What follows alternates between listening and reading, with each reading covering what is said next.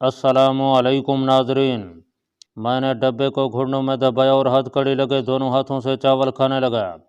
थोड़ी देर बाद वही तोंद वाला यहूदी अफसर अपने मातहत सिपाहियों के हमरा फिर अंदर आ गया। उसने आते ही मुझे सिगार पेश किया। एक मुद्दत के बाद सिगार मिला तो मैंने उसे फ़ौरन कबूल कर लिया। वो बड़ी हमदर्दी से मेरे करीब स्टूल पर बैठते हुए बोला, मुझे तुमसे बड़ी हमदर्दी है, इसलिए कि तुम एक बहादुर नौजवान हो। मैं मुसलमानों और ख़ास तौर पर पाकिस्तानी मुसलमानों का दुश्मन नहीं हूँ। हमारी दुश्मनी तो फ़लस्तीनी अरबों के साथ है। फिर तुम क्यों न हक अपनी जान गिनवाते हो?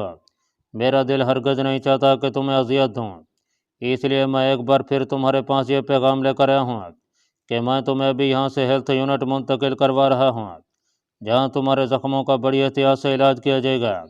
मैंने पहली बार ज़बान खोली और जिस ज़बान में वो मुझसे बात कर रहा था उसी ज़बान यानी अरबी में कहा, लेकिन मुझे तुम्हारी शर्त मंजूर नहीं, इसलिए कि जो तुम मुझसे पूछ रहे हो उसके बारे में मुझे कुछ भी मालूम नहीं। मैं पाकिस्तानी नहीं हूँ, मैं मिस्र का रहने वाला हूँ। अब्दुल हकीम मेरा नाम है। मैं सियाहत के लिए सेराय सीना में निकला था कि तुम्हारे सिपाहियों ने मुझे गिरफ़्तार कर लिया। जेल से फ़रार हुआ तो दो फ़लस्तीनी मुझे अपने साथ ले गए। मैं उनके नाम बिल्कुल नहीं जानता, और जिन दोनों को तुम मिज़ाइल स्टेशन में हलाक कर चुके हो उनके अलावा मैं किसी फ़लस्तीनी से वाकिफ़ नहीं हूँ। यहूदी अफसर ने अपने होंठ भींच लिए। वह स्टूल पर से एकदम उठा और गरज कर बोला, ये इस तरह नहीं बकेगा, अपना काम शुरू कर दो। इतना कहकर वो बाहर निकल गया। अपने पीछे वो दो जलां छोड़ गया था। एक बात मैं आज भी कहूँगा कि अगर दिल में कोई मकसद हो, कोई लगन हो, कोई आला वरफ़ा नस्बुल-ऐन हो तो ये तकलीफ़ें सहते हुए भी सीने के अंदर रूह तवाना रहती है। अगरचे मैंने अपने आप को मर्ग आलूद के हवाले कर दिया था, लेकिन मेरी रूह ने हथियार नहीं डाले थे। वो जिंदा थी और तवाना थी, और शायद उसी ने मुझे इस काबिल बनाया कि मैं आज अपनी अलमंगेज़ और रोंगटे खड़ी कर देने वाली दास्तान सुनाने के लिए ज़िंदा हूँ। लेकिन उस वक्त मुझे मालूम नहीं था कि सनसनीखेज़ और इंसानियत सोज मसाइब का दौर अभी शुरू होने वाला है। सहूनियत के वेश्यों ने मुझसे राज उगलवाने के लिए अपने मकसद की मालूमात हासिल करना और मुझे अपने वतन पाक के खिलाफ गद्दारी करने पर आमादा करने के लिए वो सब नापाक और अर्जल तरीन हथकंडे इस्तेमाल किए। जब वो अपने इस मकसद में नाकाम रहे तो उन्होंने मेरे साथ वो सलूक किया जिसको तारीख कभी रकम नहीं कर सकेगी और जिसका जिक्र सुनकर इंसानियत का सर शर्म से झुक जाता है। इसराइली फ़ौजी हेडक्वार्टर के उस तरीक तहखाने में मुझे 12 रोज़ तक जुल्म व तशद्दुद का निशाना बनाया गया। कोई ऐसी जिस्मानी अजियत नहीं थी जो मुझे ना दी गई हो। मैं एक अकड़ा हुआ तख्ता बन गया था जिस पर वो लोग जुल्म व तशद्दुद के तीर बरसा रहे थे। ये 12 रोज़ शदीद तशद्दुद के जहन्नम में गुजरे थे। क्या क्या सितम मुझ पर नहीं तोड़े गए थे। 13वें रोज़ मेरी हथकड़ी खोल दी गई। ये उन्होंने मुझ पर बेहद एहसान किया था। उस वक्त मेरी ये हालत थी कि अगर मुझे बिल्कुल आज़ाद करके उर्दन की सरहद के करीब भी ले जाकर डाल देते तो मैं उठकर आज़ादी को गले लगाने के काबिल नहीं रहा था। मेरा दर्द से धनका हुआ जिस्म थोड़ी थोड़ी देर बाद कांपने लग जाता था। मैं हशरातुल अर्द किस्म की कोई शय बन गया था। फर्श पर रेंगने की कोशिश करता तो पिछाड़ खाकर एक तरफ को लुढ़क जाता। 15वें दिन खुदा जाने रात थी कि दिन था, कोठड़ी का दरवाज़ा खुला। अब मुझ में आंख उठाकर देखने की भी हिम्मत नहीं थी। मुझे मालूम था कि मुझ पर कोई नया सितम तोड़ा जाएगा। कोई जलाद, अज़ियत और तशद्दुद का कोई नया आला लेकर आया होगा। दरवाज़ा जब भी खुलता मैं अपने आप को यूँ अकड़ा लेता जैसे मुझ पर लाठियों और डंडों की बारिश होने वाली हो। इस बार दरवाज़ा मुझे इस जहन्नम से निकाल कर दूसरे जहन्नम में ले जाने के लिए खुला था। 2 आदमियों ने मुझे बाजुओं से पकड़ा और फर्श पर घसीटते हुए बाहर ले गया। राहदारी में एक स्ट्रेचर पड़ा था। मुझे उठाकर स्ट्रेचर पर डाल दिया गया और एक बार फिर मेरी आंखों पर पट्टी बांध दी गई। स्ट्रेचर एक तरफ चल पड़ा। उसके पहियों से भी हल्की हल्की चीखों की आवाज़ निकल रही थी। मुझे उन पर अपनी चीखों का गुमान होने लगा। सियाह पट्टी के नीचे मैंने आंखें बंद कर ली थीं। मेरा जहन सनसना रहा था। सारे जिस्म में सुइयाँ चुभ रही थीं। ठोड़ी से लेकर कानों तक चेहरा दाढ़ी में शोले उठने की वजह से जल रहा था। नाफ में मुसलसल जलन हो रही थी। यह जलन उसी रोज़ से जारी थी जिस रोज़ एक इसराइली जलाद ने उसे जलते हुए सिगार से दागा था। स्ट्रेचर राहदारी में एक तरफ घूम गया। मेरे जूते गायब थे। खुदा जाने कब और कहाँ पाँव से निकल गए थे। किसी वक्त लगता था कि मैं मर चुका हूँ और मेरा मुर्दा जिस्म कब्रिस्तान की तरफ ले जाया जा रहा है। पट्टी के अंदर मेरी आंखें खुल गई। मेरी पलकें पट्टी के कसे हुए कपड़े से टकरा कर टेढ़ी हुई जा रही थीं। मैंने महसूस किया कि मैं किसी मोटर गाड़ी में लेटा हूँ और गाड़ी के इंजन की आवाज़ आ रही है और गाड़ी किसी नाहमवार सड़क पर हिचकोले खाती दौड़ी जा रही है। मेरे बाजू मेरे पहलू के साथ लगे थे। एक पाँव को हिलाया तो बेड़ी की जंजीर झिनझिना उठी। मेरा सर हिचकोलों की वजह से दाएं बाएं हिल रहा था। मुझे अपने करीब बैठे हुए आदमियों की मौजूदगी का एहसास हुआ। गाड़ी के अंदर सिगरेट के तंबाकू की बू भी आ रही थी। फिर किसी ने दूसरे से कहा, यह मर जाता तो अच्छा था। दूसरे ने जवाब दिया, वहाँ जाकर मर जाएगा। तीसरी आवाज़ आई, वहाँ ना जिंदा रहेगा ना मुर्दा। ये आवाज़ें जैसे ख्वाब की दुनिया से आ रही थीं। अब मेरे हलक से भी एक आवाज़ बुलंद हुई। मुझे लगा कि ये मैं नहीं बल्कि कोई मुर्दा बोला है। मैंने पानी मांगा था। मुझे टीन खुलने की आवाज़ आई। फिर मेरे सूखे खुश्क होंठों पर ठंडी आबशार गिरने लगी और मेरे होंठ मेरे इरादे के बगैर अपने आप किसी जानवर के होंठों की तरह ऊपर नीचे चलने लगे। ये कोई वैगन थी। इसका अंदाज़ा मुझे इसके इंजन की आवाज़ से हुआ। ठंडे मशरूब के चंद घोंटों ने मेरे जिस्म को बहुत तस्कीन पहुंचा दी थी। जिस्म को जैसे होश आ गया था, लेकिन होश आते ही जिस्म की सारी ठेसें सारे दर्द फिर से बेदार हो गए थे। मैंने आंखें भींच लीं और खुद को बेहोश करने की कोशिश करने लगा। वैगन ऐसी सड़कों पर से गुजर रही थी जहाँ से दूसरी मोटर कारों और स्कूटरों के चलने की आवाज़ें आती थीं। आहिस्ता आहिस्ता ये आवाज़ें दूर होती गईं। एक बार सन्नाटा सा छा गया। फिर अचानक समुद्री बगलों की आवाज़ सुनाई दी। मुझे किसी बंदरगाह पर लाया जा रहा था। क्या मुझे दूर खुले समंदर में ले जाकर फेंक दिया जाएगा? मुझे इस वक्त समंदर में गिरने और ठंडी मौजों से टकराकर समंदर में नीचे ही नीचे उतरने के ख्याल से सुकून सा महसूस होने लगा। इसी में राहत और निजात थी।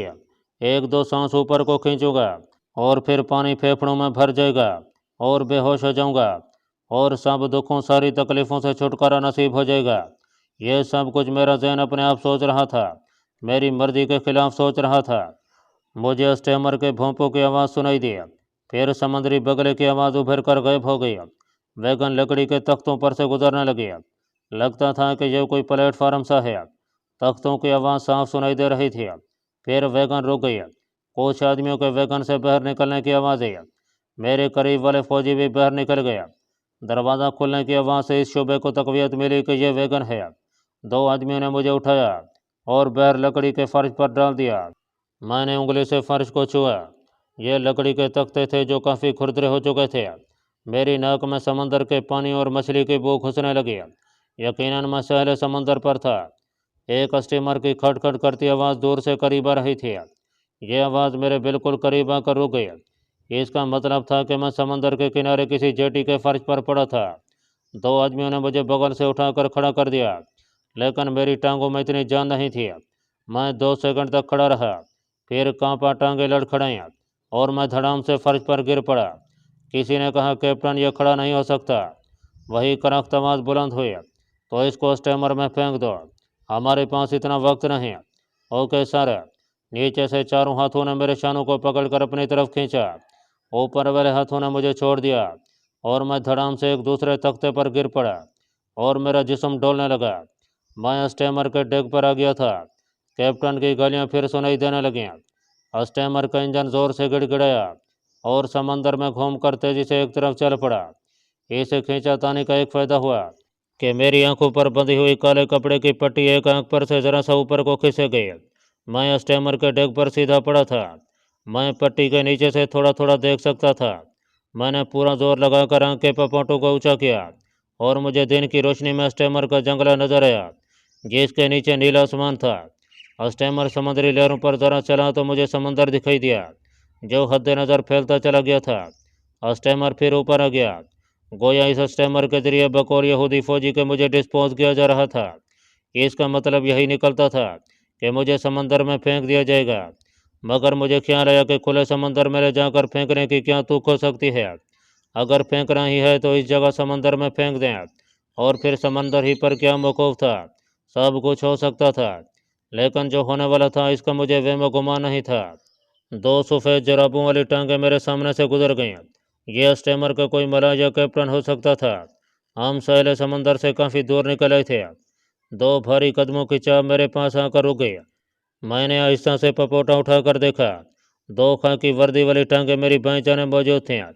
फिर मेरे दोनों बाजू बेरहमी से ऊपर खींचकर आपस में जोड़ दिए गए और उनमें एक बार फिर वही मनहूस हथकड़ी डाल दी गई। मैंने आंख बंद कर लिया। स्टेमर की रफ्तार मध्यम हो रही थी। मेरी मौत का वक्त आ गया था। शायद ये लोग मुझे हथकड़ी लगाकर समंदर में फेंकने वाले थे कि मैं इस बेबसी के आलम में भी कहीं तैर कर समंदर से बाहर न निकल आऊँ, मगर ऐसा न हुआ। हथकड़ी लगाकर मुझे उसी जगह पर पड़े रहने दिया गया। स्टेमर की रफ्तार बहुत ही धीमी हो गई। फिर उसने 2 बार अपने भोंपों से सीटी बजाई। यह किसी दूसरे जहाज को जैसे सिग्नल दिया जा रहा था कि हम पहुंच गए हैं। मैंने आंख जरा सी खोल कर देखा। मुझे समंदर की बेकरार वसअत के सिवा और कुछ नजर न आया। ये सिग्नल फिर किसको दिया गया था? स्टेमर निस्फ देर में चक्कर काट रहा था। मैंने दोबारा आंख खोल कर देखा तो मेरा दिल धक से रह गया। समंदर के वस्त में एक इसराइली अबदोज खड़ी थी। उसके टावर का रंग सियाह था और सतह समंदर से बाहर निकले हुए अरशे के जंगले में कुछ वर्दी पोश मला मौजूद थे।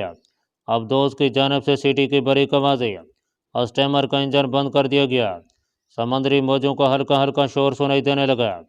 स्टेमर आहिस्ता आहिस्ता अबदोज की तरफ बढ़ रहा था। अब अबदोज के टावर पर बना हुआ इसराइल का 6 कोनों वाले सितारे का निशान मुझे साफ दिखाई देने लगा था।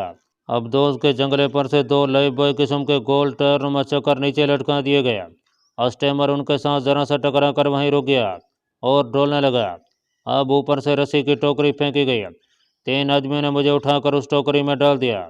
मुझे इसराइली अबदोज में मुंतकिल किया जा रहा था। मैं टोकरी में बैठा अबदोज के अरशे पर आ गया था।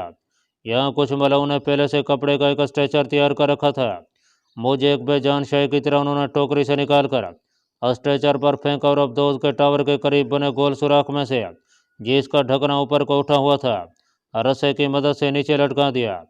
मैं लोहे के जने से टकराता नीचे अबदोज के फर्श से जा लगा। यहाँ खड़े 2 मलाहों ने मुझे दबोच लिया। एक ने झुककर मेरी आंखों पर बंधी हुई पट्टी और हथकड़ी को चेक किया। फिर ऊंची आवाज़ में कहा, ओके सर। मैंने आंख बंद कर ली थी। 2 मलाह भी मुझे स्ट्रेचर पर डोली डंडा करते अबदोज की दीव पकड़ मशीनों के दरमियान से गुजरती तंग रखदारियों में से गुजरते एक दूसरे जने पर से होकर नीचे आ गया। यह शायद अबदोज की तीसरी निचली मंजिल थी। मैं थोड़ी सी आंख खोले बराबर देख रहा था। सामने लोहे का एक बहुत बड़ी बेजवी दरवाज़ा आ गया जिसको मुख्तलिफ आलात से बंद किया गया था। वहाँ एक मलाह पहले से मौजूद था। उसने इशारा पाकर चरखी घुमाकर दरवाजे के आलात को अलग किया और बेजवी दरवाज़ा खुल गया। हम उसके अंदर दाखिल हो गए। यहाँ भी एक तंग रास्ता था जिसकी दीवार और छत के साथ बड़े बड़े पैपों का जाल बिछा हुआ था। 10-15 कदम चलने के बाद बाएं तरफ एक और दरवाज़ा खोला गया और मुझे उसके अंदर कूड़े क्रिकेट की तरह उड़ेल कर दरवाज़ा बंद कर दिया गया। मैं पहलू के बार फर्श पर गिरा हुआ था। दरवाज़ा बंद होते ही मैंने अपने हथकड़ी वाले हाथ से अपनी आँख की वो पट्टी जो पहले ही जरा सी खिसकी हुई थी मज़ीद खिसका लिया। अब मैं हर शय वाज़े तौर पर देख सकता था। अगरचा मेरा जिस्म दर्द से चूर चूर था और आँख बोझल हो रही थी, ताहम मैंने भरपूर नज़र से कमरे का जायजा लिया। इसको कमरा कहना कमरे की तौहीन था। यहाँ गर्मी और हब से बिल्कुल नहीं था। मैं फर्श पर सीधा लेट गया और आंखें बंद कर लें। मेरी आंखें थक गई थीं। मैं सोचने लगा कि ये लोग मुझे अबदोज में डालकर कहाँ ले जा रहे हैं। ये एक बहुत बड़ा मुअम्मा था जो मुझसे हल नहीं हो रहा था। एक तो ये कैसे मार डाला जाए। अगर ये करना चाहते तो बहुत पहले कर चुके होते।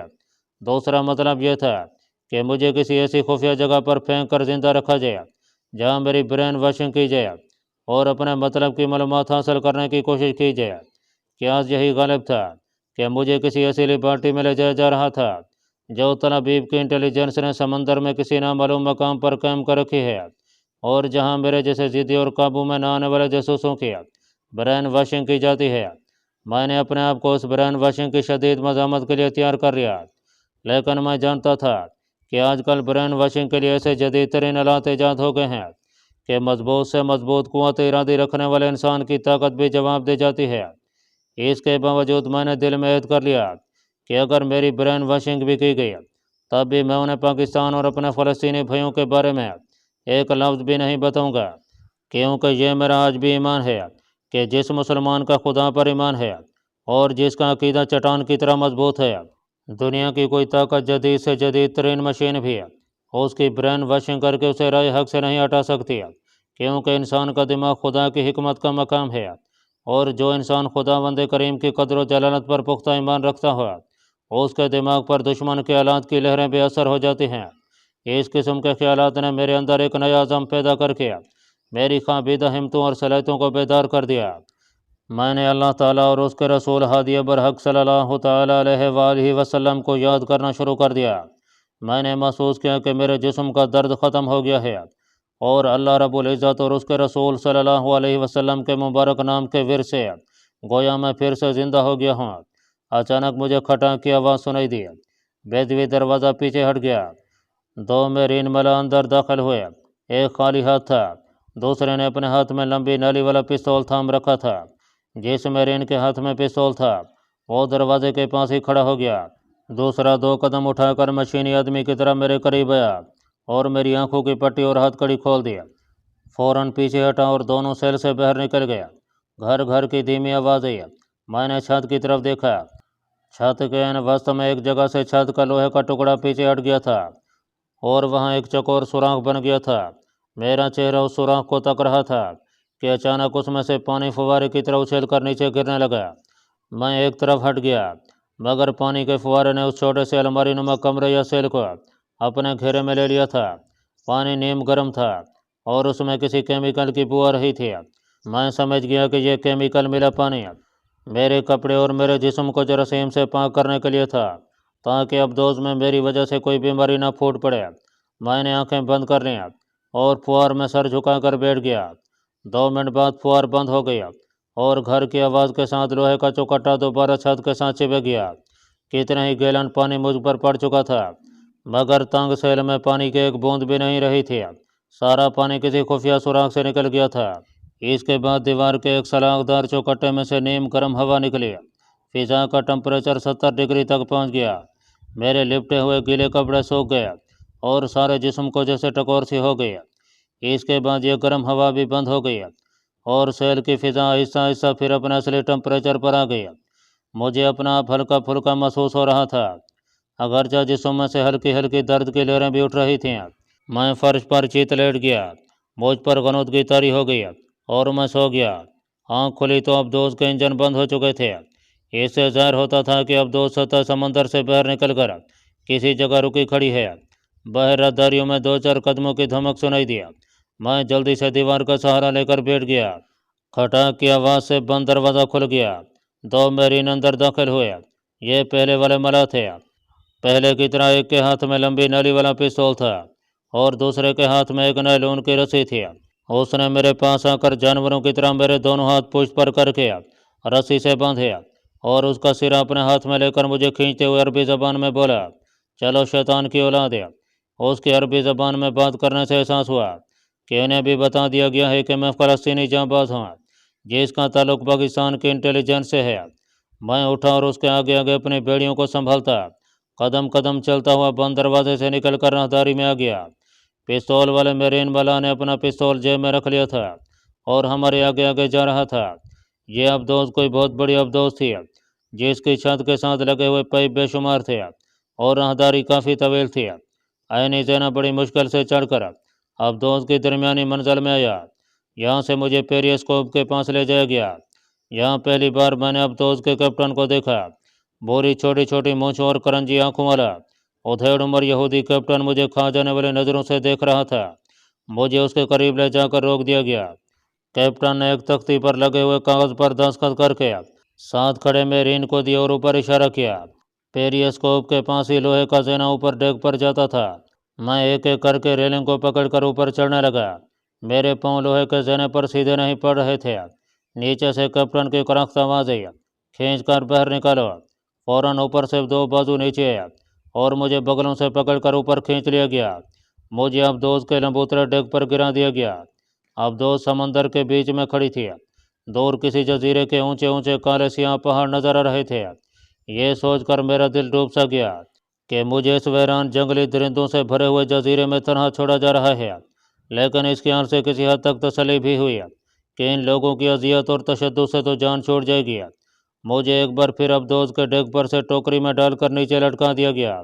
اس بار نیچے اسٹیمر کی بجائے ایک لمبوتری کشتی سمندر کی لہروں پر ڈول رہی تھی۔ उस कश्ती के दोनों किनारों पर खाकी रंग की वर्दी वाले 2 संतरी राइफलें हाथों में उठाए खड़े थे। कश्ती के वस्त में वैसी वर्दियों वाले 3 सिपाही मौजूद थे। उनकी राइफलें उनके कंधों पर लटक रही थीं। इन कभी ही कल मुहावजों की शक्लें ही आदमखोर वाशियों जैसी थीं। इन्होंने मुझे टोकरी से उलट दिया और कश्ती उन जलादों की निगरानी में जजीरे के साहिल की तरफ रवाना हो गई। साहिल पर कोई आबादी नहीं थी। कुछ फासले पर ढलानी छत वाला एक दफ्तर सा बना हुआ था, जिसके बाहर एक आदमी झड़ियाँ काट रहा था। करीब एक जीप खड़ी थी। मुझे ढलानी छत वाले ऑफिस में ले जाया गया। यहाँ वही रीछनुमा ठगन आदमी मेज पर टांगे रखे कुर्सी पर नीम दराज था।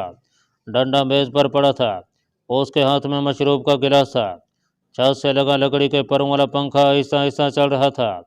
संतरियों ने मुझे लकड़ी के फर्श पर बैठने का हुक्म दिया। मैं इस तरह सिमट कर बैठ गया कि पाँव की बेड़ियाँ टखनों को तकलीफ ना दे सकें। ठग ने रीछ ने गिलास मेज पर रखा। शर्ट की अगली जेब में से एक सिगार निकाल कर सुलगाया। मुंह से इंजन की तरह धुआं छोड़ा और डंडा हाथ में लेकर मेरे करीब आकर मुझे खा जाने वाली नज़रों से घूरने लगा। मैंने सोचा कि यह भी मुझ पर कोई नया सितम ईजाद करने वाला है और फिर मुझे उस खुफिया वाली बाटी के सेल में भेज दिया जाएगा, जहाँ मेरी ब्रेन वॉशिंग का अमल शुरू हो जाएगा। ठग ने रीछ ने अपना भारी जूतों वाला पाँव मेरे घुटने पर रखकर अपना पूरा जोर डाल दिया। मैं दर्द की ठेस को बर्दाश्त कर गया। मैंने अपने होंठ भींच लिए। वो कह कर मार कर हंसा और गुर्राया, तुम ज़्यादा देर तक यहाँ की अजीतें बर्दाश्त नहीं कर सकोगे। कब तक होंठ भींचोगे नंबर 13? आज से तुम्हारी मौत तक तुम्हारा नाम नंबर 13 है। फिर उसने अपना पाँव उठा लिया और मुहावजों को हुक्म दिया, इसे मौत के कैंप में ले जाकर डाल दो। मेरी रूह कांप उठी। ये तो मुझे किसी भयानक जगह पर ले जा रहे हैं। क्या मेरी ब्रेन वॉशिंग नहीं करेंगे? हकीकत यह थी कि जजीरे का माहौल देखकर मुझे पहले ही शक गुजरा था कि यहाँ कोई ब्रेन वॉशिंग करने वाली लिबर्टी का होना मुश्किल लगता है। कभी ही कल मुहाफिज मुझे घसीटते हुए कमरे से बाहर ले गया। बाहर एक हट्टा कट्टा आदमी हथौड़ा छीने लिए मौजूद था। उसने कमर के गिर्द गंदा सा साफा बांध रखा था। मुहावजों ने मुझे उसके आगे डाल दिया। हट्टा कट्टा आदमी मेरे पाँव की जाने बैठ गया।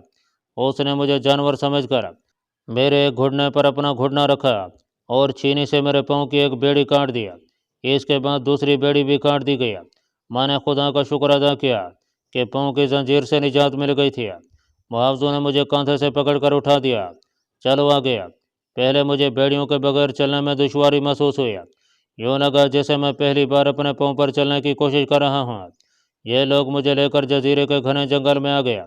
ऐसा गुंजान जंगल मैंने पहले कभी नहीं देखा था। मोटे तनों वाले दीव पेकर दरख्तों पर जाकर एक दूसरे में उलझ गए थे। इनके तनों पर जंगली बेलें चढ़ी हुई थीं।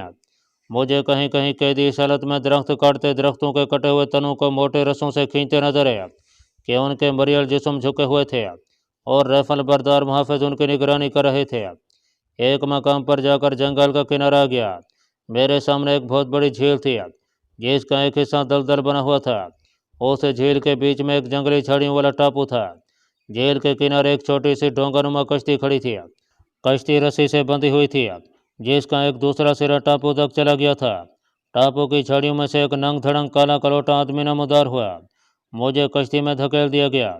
मेरे दोनों मुहाफिज किनारे पर इस तरह खड़े थे कि उनकी राइफलों का रुख मेरी जानब था। दूसरी जानब टापू से जो नंग धड़ंग आदमी नमदार हुआ था, उसने रस्सी को खींचना शुरू कर दिया। अब मैंने देखा कि कश्ती पानी की बजाय दलदलनुमा कीचड़ के ऊपर चल रही थी। काला नंग धड़ंग जंगली किसी मशीनी आदमी की तरह रस्सी को खींचा जा रहा था। मैं कश्ती में अकेला बैठा फटी फटी आंखों से टापू पर उगी बुलंद जंगली झाड़ियों और सूखी हुई टहनियों वाले दरख्तों को तक रहा था।